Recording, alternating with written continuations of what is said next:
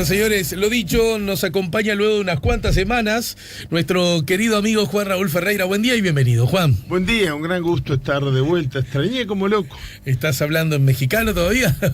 Pues tantito.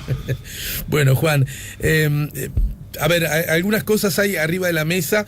Ayer conversábamos aquí en la mañana en Camino con el doctor en ciencia política, investigador y docente Camilo López. Él es experto en los temas de Brasil y desde la perspectiva del análisis político daba cuenta de este singularísimo hecho ocurrido el fin de semana, el domingo, ¿no? Cuando un juez dijo una cosa, una especie de pulseada judicial que a mí por lo menos me resultó novedosa. Seguramente alguna vez antes ha ocurrido en otros lugares, o por qué no, aquí mismo, pero que forma parte de la excepción. Yo creo que está fuera de discusión, ¿no? Me gustaría conocer tu opinión también al respecto, pero de verdad que vengo con muchas ganas de que compartas esa valija tan llena de cuentos, de análisis, de comentarios que tenés que hacer a propósito de las elecciones en México. Elecciones que estoy haciendo hincapié en el hecho objetivo y por lo tanto nadie debiera confundirse. Elecciones de carácter histórico, ¿no? Del mismo modo que las elecciones, aquellas que ganó el PAN, que fueron históricas porque por primera vez implicó la derrota del PRI en no sé cuánto tiempo. Bueno, la izquierda gana en México y este es un resultado histórico, a no dudarlo. Digo sí, bien, ¿no? Sí, no lo dudan los mexicanos, ni lo dudan los portavoces y los propios candidatos que enfrentaron a Andrés Manuel. Vamos a decir, porque si no queda muy largo, Andrés Manuel por Andrés Manuel López Obrador, el presidente electo de México. Entonces hay, como tú dices... De hecho, el AMLO son las iniciales. Las iniciales, Andrés ¿verdad? Manuel López Pero Obrador. en el caso de él se usa mucho, ¿no? Se usa mucho, sí. Él siempre se identificó así por más que su partido Partido no, vos no conseguirías ningún voto. Partido, Vos no podrías conseguir ningún voto porque sería tan difícil. Voten a porque es lo mejor que nos puede pasar. O tu contrincante dice, pero qué idea tiene queda AMLO. Yo reconozco que a pesar de haberlo conocido de joven, cuando él todavía estaba en el PRI, a mí a veces veía AMLO y me parecía como que era la sigla de un partido, una cosa por el estilo, como PAN, PRI, tal cual. AMLO. Él tenía una coalición, sí, de pequeña, coaliciones cívicas, ni siquiera partidos que lo apoyaban, que se llamaban Morena, Movimiento de Renovación Nacional, una cosa así. Pero en todo caso, lo que tú dices es muy acertado. Yo sobre los procedimientos electorales, bueno, formalmente no puedo hacer ningún tipo de comentario hasta que no esté. Yo no fui jefe de misión esta vez, fui simplemente un coordinador regional más. Me tocó el estado de Guanajuato. Entonces, sobre la misión en sí mismo, pero no me parece tampoco que sea lo más trascendente, porque como se surge de la misma prensa, no hubo grandes alegatos. De repente hubo un problema en una casilla, ahora le llaman casilla única, lo que es muy raro porque tú sales de lo que se llama casilla única y hay una cantidad de urnas, porque habían elecciones para diputado, para senador, para autoridades municipales, para la presidencia de la República, tanto que para no marear había un funcionario que iba indicando en cada urna qué voto de los que se habían llenado en la casilla única. La diferencia en realidad en la formalidad de la elección es que ahora todas las boletas se marcan en una misma casilla. Casilla le llamamos, digamos, una especie de biombito así, donde. Bueno, pero yo también me había hecho la idea por el nombre casilla única de que en un centro de votación había una sola casilla. No, tú entrabas a un centro de votación y habían 30 casillas únicas. O sea, todo tenía un poco un tono mexicano, dicho con cariño y con... Pero, por cierto, cuando ganó Uruguay a Portugal, salieron los mexicanos a tocar bocina por las calles y a festejar. Mira. Yo creo que eso tiene que ver con cariño porque había ganado un cuadro latinoamericano, pero como no siempre se manifestó ese cariño de la misma manera, creo que también influyó la presencia durante muchos años, y muchos que han quedado, de una colonia uruguaya muy numerosa y muy integrada a la sociedad mexicana a través del exilio y los años de dictadura, ¿no? No tengo duda de eso. Y si yo te preguntara, la verdad que quiero ser honesto con el público, no hemos hablado antes acerca de cuáles son, si es que aún tenés ciertas inhibiciones a la hora de hablar sobre México y el momento político. Un poquito tengo, pero tiremos de la pilita. Bueno, yo tiro y vos sí, serás el encargado de poner el freno. A ver, dos preguntas. Una a propósito de lo que se le viene a México y otra a propósito de cuáles son las razones por las cuales la izquierda gana en México. Vos lo sabés perfectamente. Hay veces que alguien llega a un lugar porque la gente ya está tan cansada de lo que hay que, por decirlo de algún modo, cualquier monedita sirve, ¿no? En otros casos hay como una histórica acumulación de fuerzas que hace que finalmente el público, la ciudadanía esté dispuesta a dar ese paso. Primero, ¿qué opinión te merece en uno u otro escenario o escenarios intermedios? Y la otra cosa, el gobierno de López Obrador, ¿sería un gobierno desde la perspectiva ideológica de qué tipo, de qué talante? Yo creo que él ha mandado señales, sobre todo para compensar la campaña que habían hecho de que prácticamente ganaba Maduro. Es decir, el expresidente Vicente Fox, cuando le preguntan esos días, no el día antes ni 2 días antes, durante todo ese proceso, donde aparece además prácticamente todos los días en un reportaje especial de CNN en español, él siempre dice lo mismo. Le preguntaban, decía lo mismo, a quién iba a votar, y él decía al que esté en mejores condiciones de ganarle a AMLO, ¿verdad? A Andrés Manuel. Entonces había una cosa muy orientada a generar miedo, a generar preocupación por el tema de las libertades, por el tema de que esto no se pareciera a lo que se ha dado en llamar socialismo siglo XXI.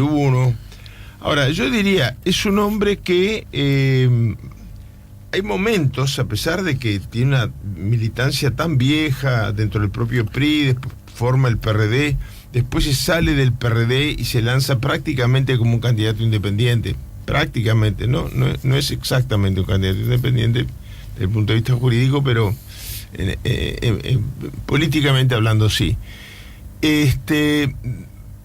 Me parece que se alinearon los astros, es decir, se dieron una cantidad de circunstancias que lo hacían el candidato ideal, entre otras cosas, por la manera tan fuerte con que ha enfrentado algunas situaciones que han deteriorado, como todo el público conoce, las relaciones de Estados Unidos y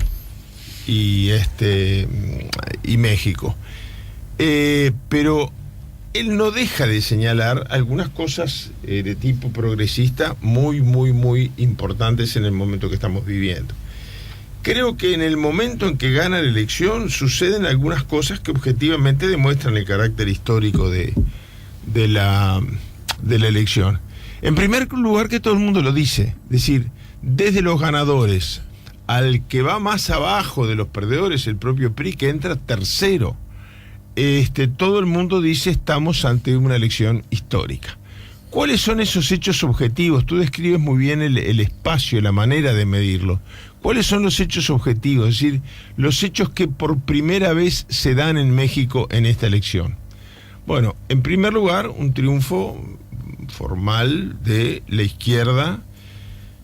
En segundo lugar, ya había habido 2 elecciones en que había perdido el PRI, pero contra el PAN, contra el otro partido que siempre se presentó como alternativa. Esta vez el PRI entró tercero. Supongamos, no es el caso, de que en México hubiera segunda vuelta presidencial. Bueno, en primer lugar, López Obrador sacó más del 50%, que sí que tampoco hubiera ido. Pero el PRI ni siquiera hubiera aparecido en la recta final, porque entró tercero. Eso ya es un hecho histórico. Después hay otros hechos históricos más intangibles, más difíciles de describir.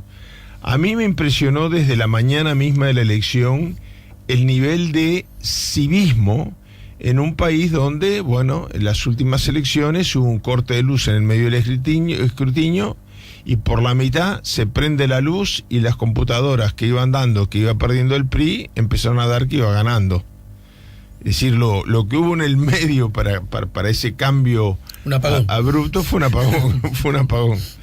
Bueno, acá no hay. Yo mismo, en persona, no solamente el equipo que me tocó coordinar, recibí algunas denuncias de irregularidades, pero eran casos muy puntuales, no se veía una cosa organizada, ¿no?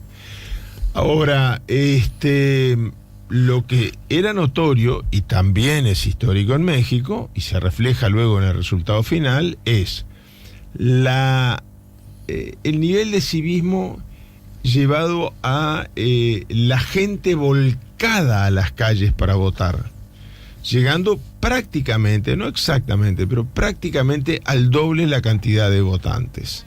Es una elección donde el escrutinio sigue, ¿no? Lo que se dio a conocer fue la proyección que se hizo, llamada conteo rápido, que es la que utiliza además generalmente las misiones de veeduría internacional. No son cifras oficiales, por eso en México le dicen el virtual presidente electo, claro, porque todavía hay que contar voto por voto. Pero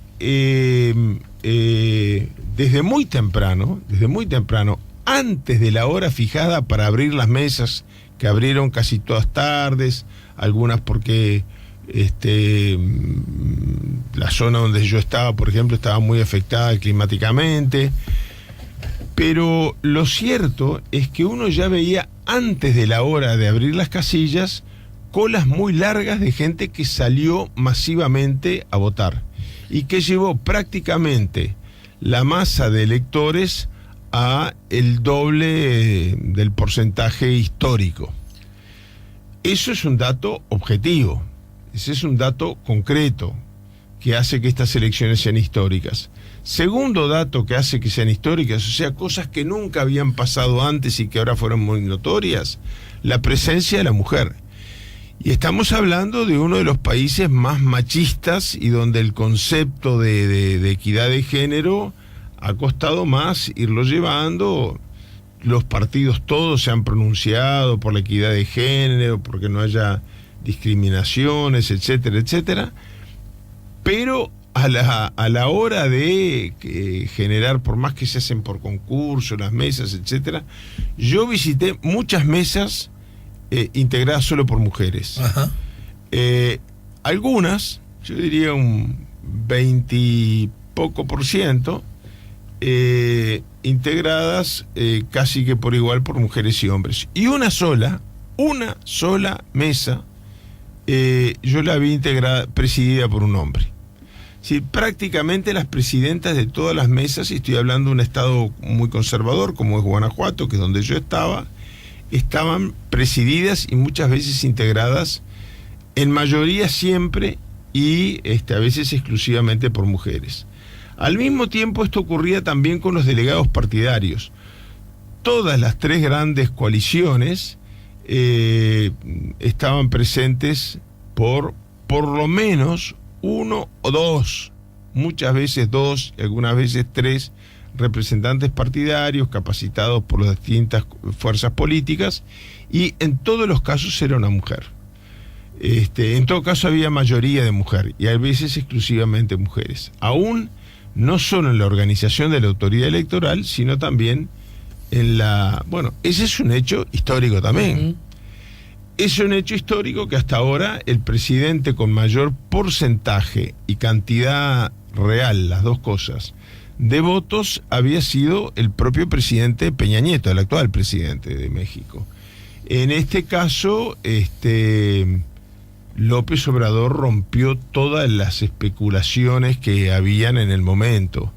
Está llegando al 60% de los votos y más o menos ahí se cerrará el porcentaje, porque la diferencia no puede variar mucho por las muestras que se tomaron muy representativas para hacer esa proyección de conteo final, de conteo rápido, perdón. Pero no solamente está bastante por arriba del 50% de los votos López Obrador, cosa que nunca se había dado en una elección en México, claro. Sino que además...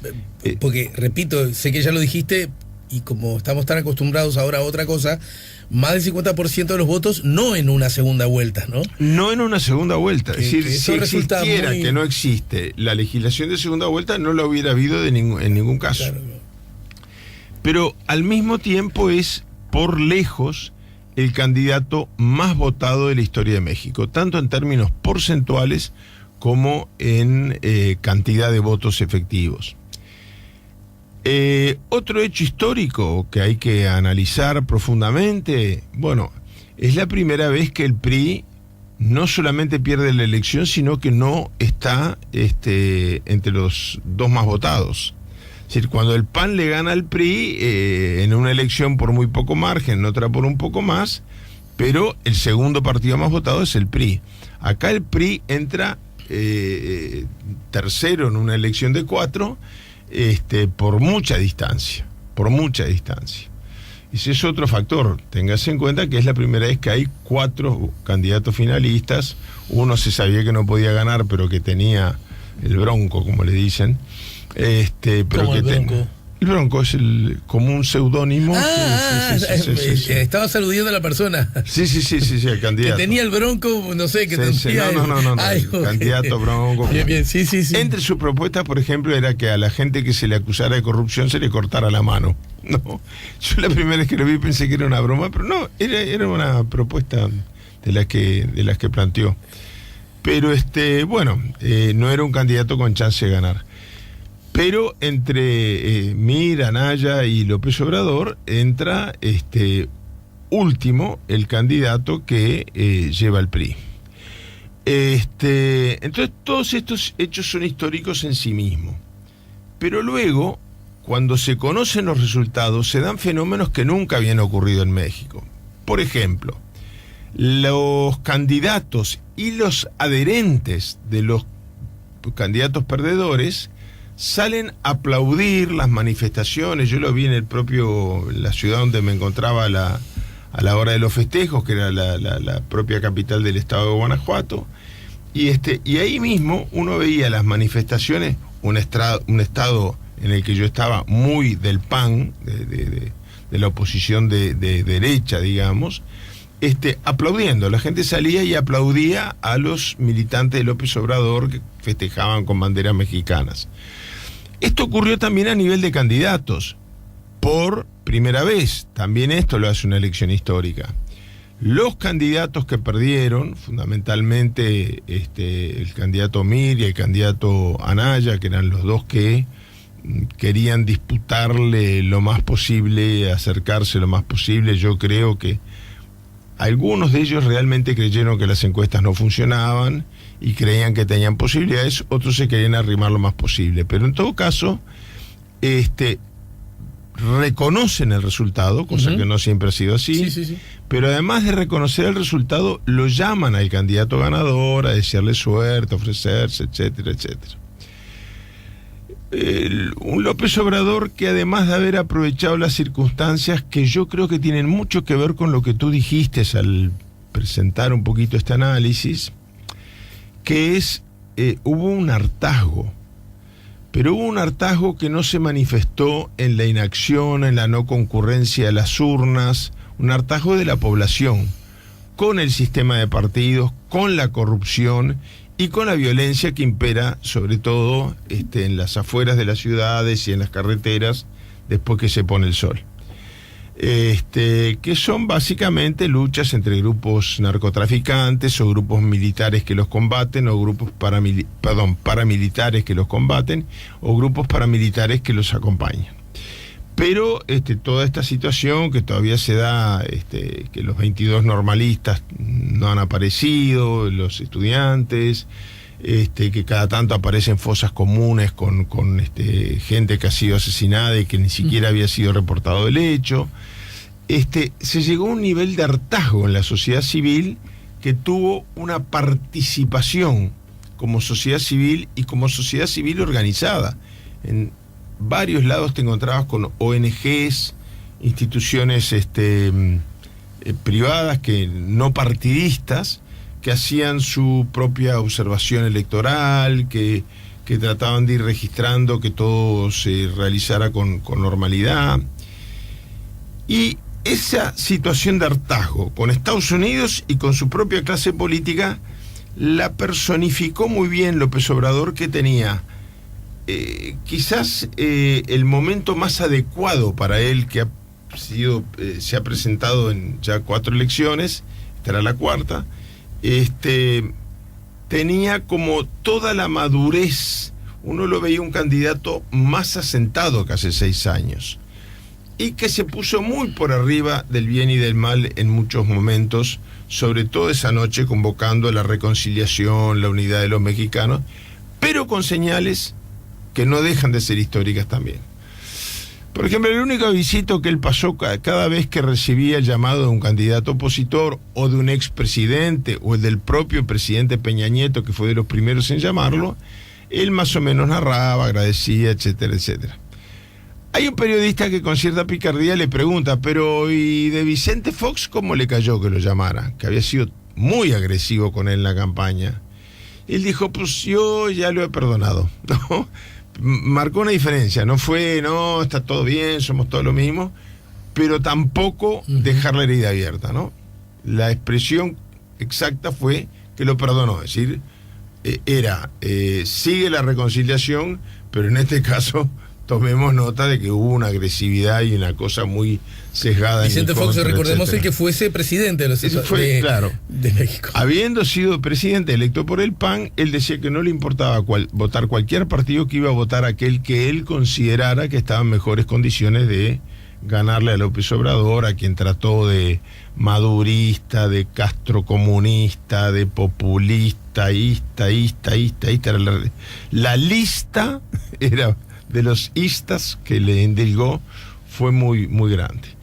Y después, para redondear, yo creo que las señales son muy importantes, sobre todo cuando el hombre tiene la legitimidad, López Obrador, de haber sido electo presidente, pero no ha asumido el cargo todavía. Y entonces ahí hubo anuncios que tienen un efecto simbólico. Le preguntan si va a tener seguridad, porque él el día de la elección estuvo circulando manejando su propio auto. Cuando le preguntan esto, él dice, yo ya no soy candidato, soy presidente electo de México, por lo tanto tengo que ser consciente que tengo otras responsabilidades y que tengo que aceptar que discutiré con mi Estado Mayor. Y entonces enseguida advierte, pero policial. Yo pensaba, es un tema cuyo debate está abierto en Uruguay, ¿no? Policial. Los militares tienen que cumplir funciones militares. Yo no quiero que el Estado Mayor Militar esté a cargo de mi seguridad. Es más, a lo largo de la noche incluso dijo que cuando él ingrese a Los Pinos, la residencia presidencial, pero además con el tiempo se ha transformado un poco en la sede del Poder Ejecutivo también. Él dice, el día que yo entre, no quiero oficiales del ejército, el ejército que cumpla su función del ejército y que la cumpla bien. La policía se encarga de la seguridad ciudadana, etcétera, etcétera, etcétera. Y ya estamos casi en el final y quiero una mínima pastillita al menos a propósito de Brasil, Lula y lo que ya antes te comenté. Pero en todo caso, cito como fuente Diario El País de Madrid, bajo el título López Obrador lanza un nuevo guiño a Donald Trump ante la visita de Pompeo a México, el secretario de Estado, ¿no? El presidente electo de México anuncia que el secretario de Estado de Estados Unidos estará acompañado por el secretario de Tesoro y Jared Kushner. El optimismo sigue marcando la relación de Andrés Manuel López Obrador con el gobierno de Donald Trump. Esto lo dice Luis Pablo Beauregard, así se llama el periodista que escribe para El País de Madrid desde México.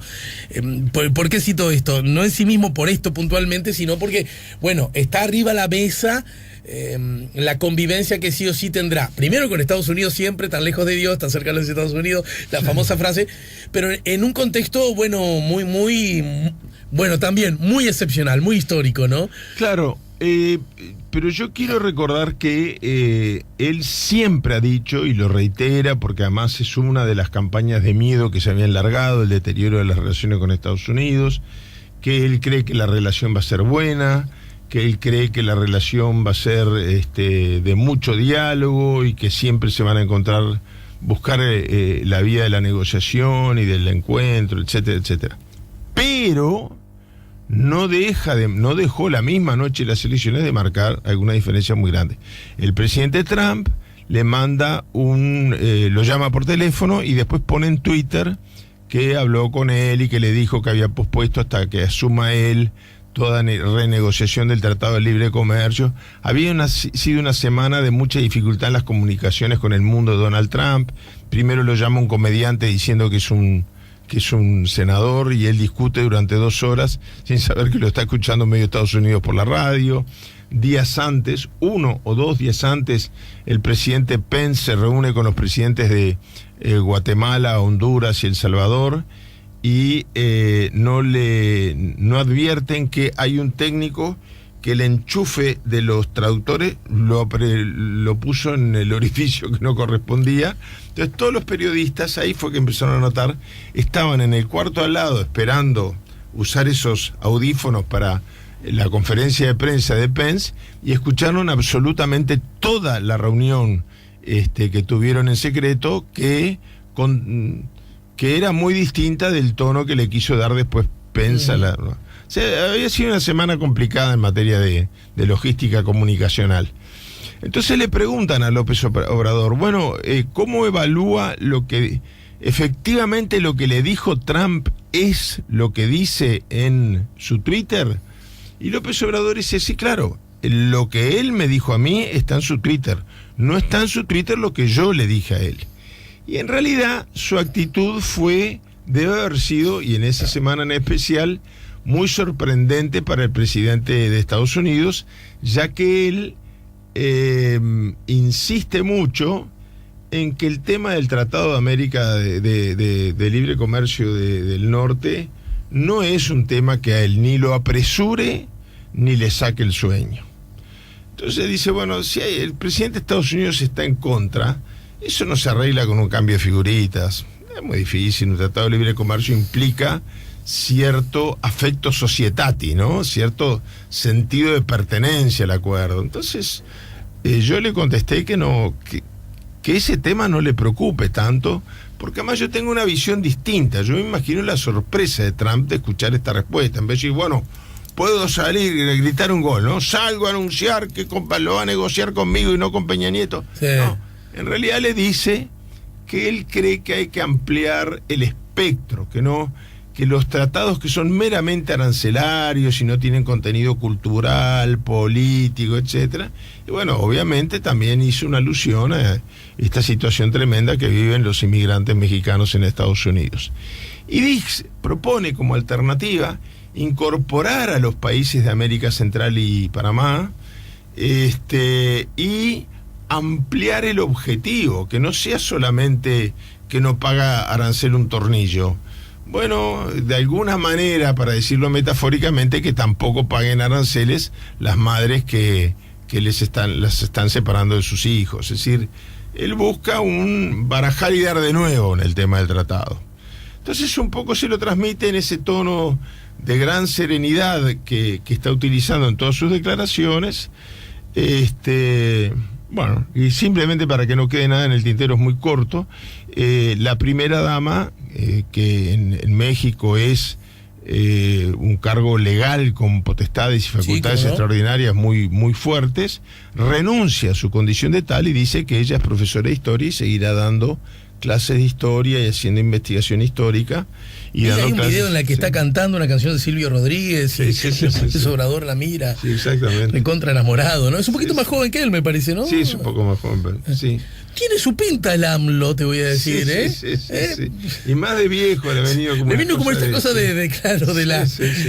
Pero, bueno, qué interesante, ¿no? Algún día podríamos, vos que conocés tanto y además has estado tan cerca de los protagonistas, pienso, desde Jorge Valle a Tabaré Vázquez en Uruguay, Macri en el gobierno de la ciudad postulándose 3 veces, o por lo menos te diría 2, creo que fueron 3 antes de definitivamente ganar.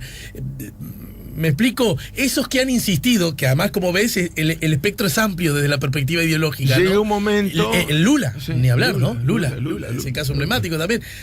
Esos que. Y que hay un momento en que hay una especie de. A ver cómo lo digo, de convicción generalizada entre los que los votan y entre los que no lo votan, de que. Bueno, está bien, se lo merece. Sí. ¿No? Y le llegó el momento. Le llegó el momento, sí. Hay como una cosa y le llegó el momento.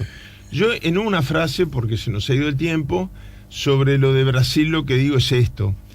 Yo creo que no puede ser casualidad, porque no me considero. Tengo la autoestima muy bien, pero no me considero una pitoniza que adivine el futuro. Pero unos días antes, en una revista de circulación nacional, yo, cuando termino de analizar algunas de las cosas que hemos estado conversando, no sé por qué, en la última frase, la revista más sale los viernes, lo que es muy curioso porque el otro día estalló todo el tema judicial en Brasil. Yo pongo... Estás hablando de Caras y Caretas, ¿no? Sí, Caras y Caretas. Presumo, no es una picardía, porque estás escribiendo ahí, ¿no? No, sí, estoy escribiendo. Y el artículo termina con una frase de: ¿y el proceso judicial a Lula seguirá siendo el mismo? Después de... Porque hay una cosa muy importante. Yo el artículo lo titulo está cambiando la pisada. Otra cosa histórica es que nos hemos acostumbrado que elecciones en alguna parte del mundo igual vuelco a la extrema derecha. México rompe algo que ya la tendencia se venía rompiendo con que el candidato Petro llega a la segunda vuelta. En Colombia por primera vez un candidato de derecha llega a la segunda vuelta. Entonces... un candidato de izquierda. Un candidato de izquierda, perdón. Entonces, creo que es de resaltar que lo de AMLO también tiene este significado. Empieza a cambiar la manera como se reacciona cuando la gente se harta del sistema, ¿no? En México, en vez de un vuelco hacia la derecha, hubo un vuelco hacia la izquierda. Y eso evidentemente está llamado a, creía yo, a modificar las reglas del juego de una elección que va dirigida a una situación jurídica fallida, en un país como Brasil, donde el presidente en ejercicio de la República, el que ejerce en ese sentido candidato en ejercicio, retira su candidatura cuando baja del 2% del acceso popular y de la simpatía popular. Y en ese mismo momento sube considerablemente Lula, que está preso. Entonces, el que tiene menos apoyo popular es presidente, el que tiene más está preso, con algunas dudas sobre el expediente judicial muy grande. Bueno, un juez que... Todo esto fue en 48 horas. Un juez que estaba de turno en el Tribunal Supremo Estadual de Revisión, deja sin efecto el fallo del juez Moro. El juez Moro inmediatamente lo reitera. Ahora, 2 horas más tarde se conoce que el juez Moro está en Portugal. Sí, está de vacaciones. De vacaciones. Con lo cual ya hay un fiscal anunciando que va a abrir una causa, porque ¿cómo pudo firmar desde las vacaciones en Portugal una sentencia desacatando una sentencia superior cuando no estaba dentro del país?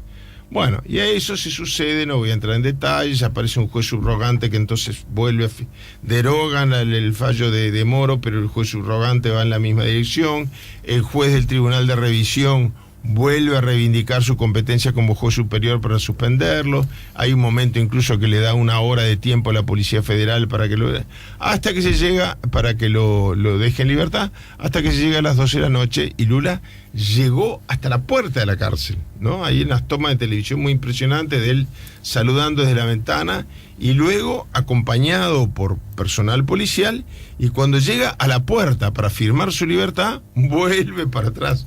Es hasta metafórico, claro, una cosa muy claro. importante.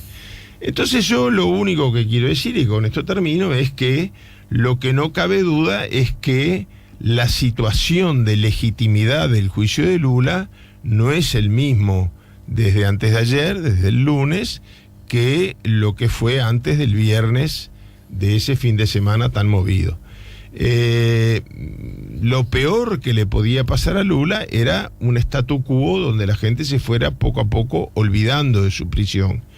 Creo que hubo una patada al tablero muy fuerte el fin de semana, que yo no sé cómo va a terminar. Sé que en todo caso levanta cuestionamientos mucho más serios a la legitimidad del proceso judicial que los que había la semana pasada. Hay que ver cómo evoluciona eso.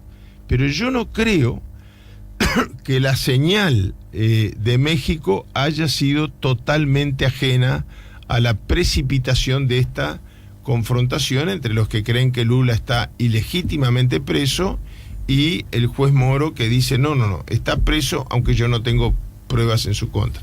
Creo que ahí se abre una gran interrogante, porque sin elecciones no hay democracia, solo con elecciones no hay democracia tampoco. 10 segundos. Simplemente digo esto, además de la legitimidad jurídica, tiene que haber una credibilidad y una transparencia y una legitimidad. Hoy creo que es mucho más la gente que en Brasil dice, ¿cómo es esto de la prisión de Lula? Y bueno, ¿cómo va a evolucionar eso? No sé, porque no soy adivino.